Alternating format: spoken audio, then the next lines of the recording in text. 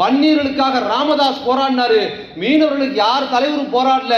வன்னியருக்கு ராமதாஸ் தலைவராக இருந்த போது மீனவருக்கு தலைவராக டாக்டர் கலைஞர் இருந்து அந்த இதை கொடுத்து படித்திருந்தார். தெரியுமா உங்களுக்கு? இது வரலாறு. அது மட்டும் இல்ல, இந்தியாவிலே முதல் முறையாக மீனவர் நலவாரியம் கொண்டு வந்தவர் கலைஞர் தான். அதுக்கு முன்னால மீனவனுக்கு கேட்கறதுக்கே நாது கிடையாது. நமக்கு அரசியல் கட்சியில தலைவர், தமிழ்நாடு முழுக்க தலைவர்கள் கிடையாது. நமக்காக போராட்டம் பண்ணி பேசுறதுக்கு ஆள் கிடையாது. அன்னைக்கு சிங்காரவேலர் இருந்தாரு, அவர் பொது தலைவராக இருந்தாரு. யாருமே இல்லாத போது மீனவர் நலவாரியத்தை இந்தியாவிலே உருவாக்கினாரு. நம்ம ரெட்டலை கோட்டு போட்டோம்.